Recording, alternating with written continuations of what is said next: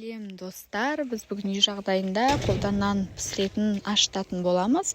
Судың көлемін өздеріңізге қанша штук нан керек, соған қарай құятын боласыздар. Жылы суды құйып, осылайынан қант салып, дәміне қарай, кейін апараны құйып, әбден араластыратын боласыздар. Апараны шыныға жылы су құйып, дрожжды салып, осылай көпіршігенге дейін бетін жауып қоятын боласыздар. Солай апараны жасайсыздар. Кейіннен апараны араластырғаннан кейін ұн саламыз. Ұн біздің қолымызға жабысып тұратын болады. Қатты көп ұн салып жібермеңіздер, себебі нанымыз тығыз және ауыр болып қалады.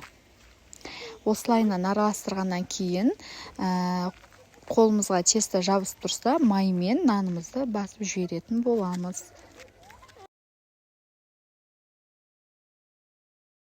Кейін нанымызды орап жылы жерге қойып қоятын боламыз. Ол осылайынан ашитын болады.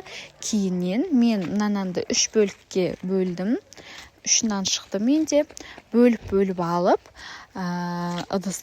ыдысқа салып қойып қоятын боламыз, бетін жауып. Себебі ол тағы да бір көтерілу керек. Кейіннен пешімізді қыздырып 200 градуста пісіріп алатын боламыз нанымызды.